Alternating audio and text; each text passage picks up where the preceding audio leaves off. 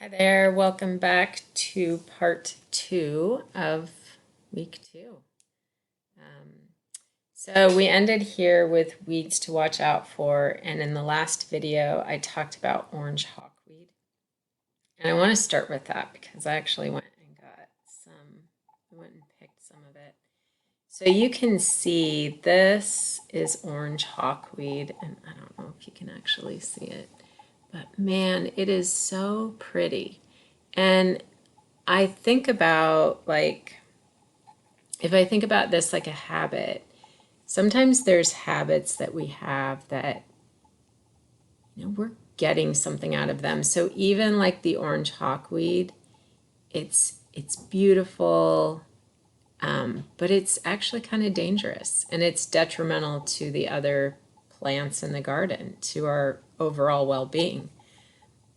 But there's something about it that's attractive, right? It's like a little rebellious. It's like a little bit on the edge. It's maybe so part of this week is figuring out like what are those things that might be holding you back, or they might actually be detrimental in your life, and having this curiosity and awareness about it and really figuring out like, what am I getting out of this? Like, what is the need that's being filled by growing this in my garden?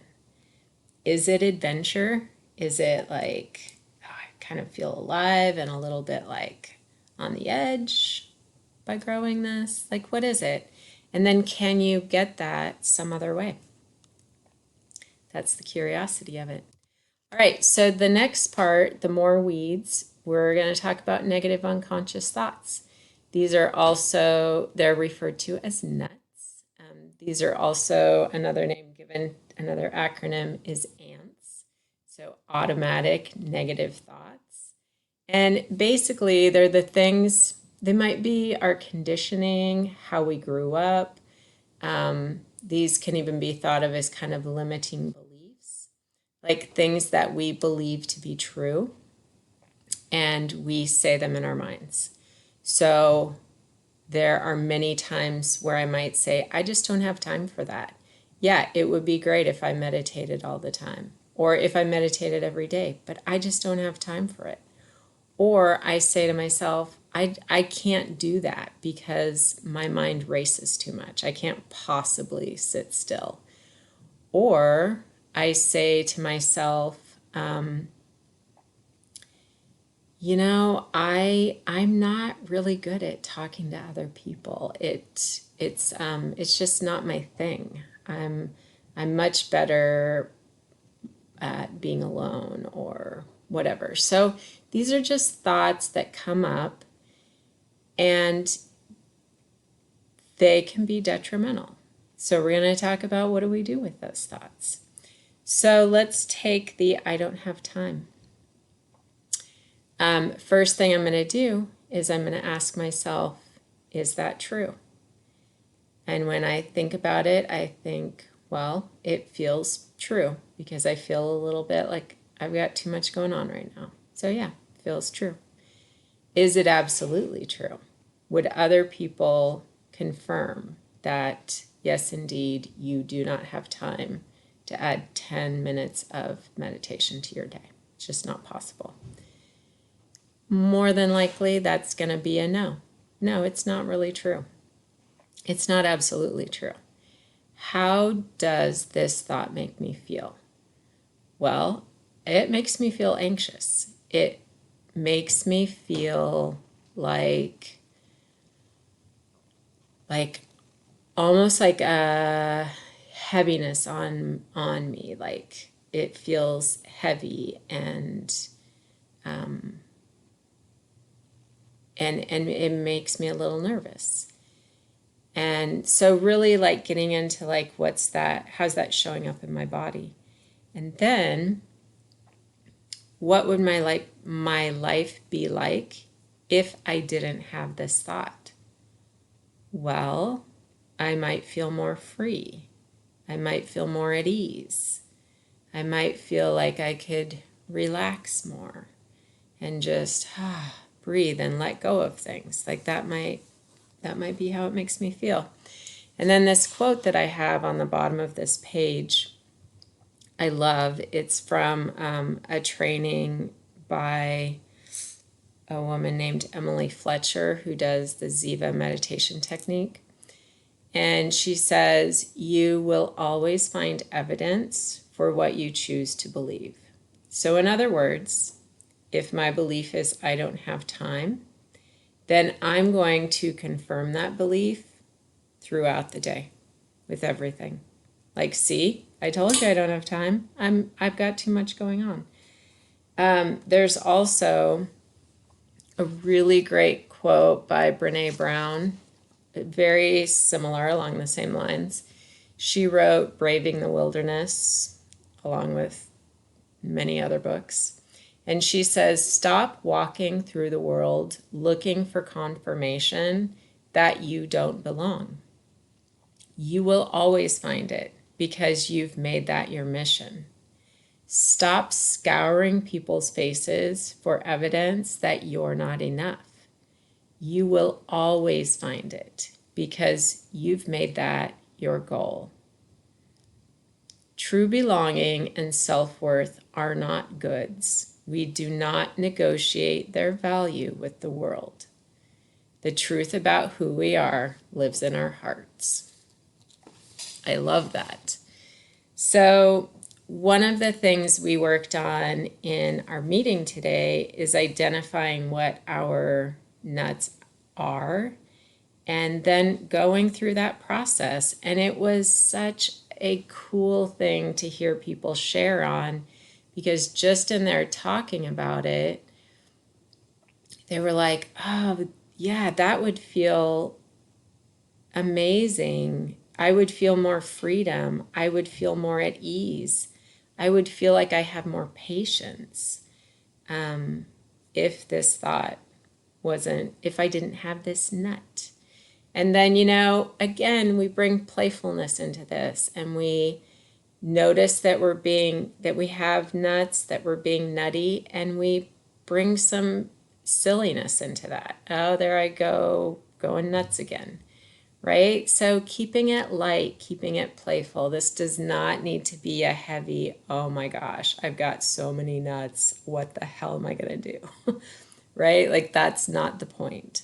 So this week, well, until we meet again next Tuesday, but really start thinking about, like, what are your nuts, and start questioning them and cracking them. So identify the nuts, crack the nuts. Okay. We did not have time for this. This is a great exercise to do. It's called the nourishing and depleting exercise. And essentially, what you do with this is you take out your journal and you just record a day in the life of Jenny Dirks Andersen. And so I record my day. And what I do with that is I write, okay, so I get up in the morning and I start by giving a little bit of a, like, gratitude, like, thanks for the day, thanks for the good night's sleep. I'm part of the Al-Anon program, so part of what I try and remember to do is to turn my life and my will over to my higher power, and just a reminder that I'm going through this day with guidance, and that makes me feel good. So to me, that's a nourishing thing that I do. And then okay, so here's my example. And again, you might not be able to see this, but that's the example of what I did. So I wrote down my day. And so I awake and I feel rested. I have some morning routines. One of those routines includes, like, spending 20 minutes doing a meditation. The meditation I do in the morning is just a quiet kind of checking in and then reciting a little mantra, and it could be as simple as, like, Soham is a super easy mantra. Satnam is an easy mantra. So just kind of a repetition of that, coming back to that, using that as sort of an anchor. not judging my meditation, not thinking like, oh my gosh, my mind is spiraling, but really just allowing myself that time for that 20 minutes, 25 minutes. And then I do my morning commute, and often while I'm commuting, I'll turn off the radio and I'll just go through a list of things I'm grateful for. To me, that's a nourishing thing.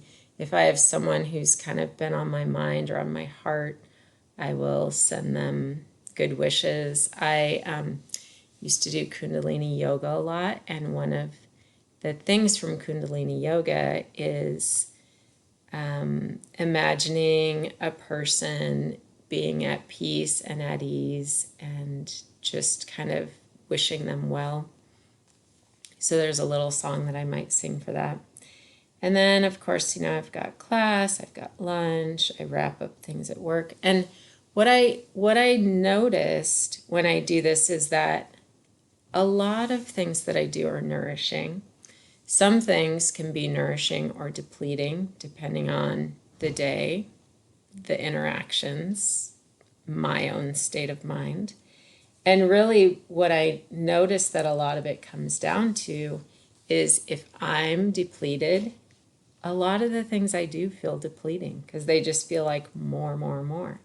So that's letting me know that I have a responsibility to make sure that I'm taking care of myself. So we didn't have a chance for this, but this is the activity for the week.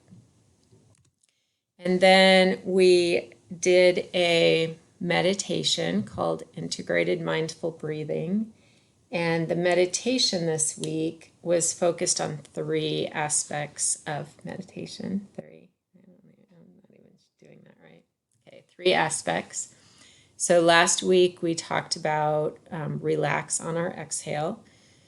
So as we're exhaling, really thinking about letting go, softening, just really like letting things drop away. That's our exhale, right? On our inhale, we're thinking energy, awake, clarity in our thinking. Like that's just bringing us into this kind of awakened state. And then this week is a focus on kind of an anchor, or like an anchor. And this helps with the mind wandering. It gives us a place to kind of put our focus. So this week is about adding focus to that. So the focus is attention to breath. And we placed a hand on our heart and one on our abdomen or 2 on our heart, whatever's comfortable. And then just really noticing that on the in-breath, there's an expansion of both the chest and the abdomen. And on the exhale, a depression of both the chest and the abdomen.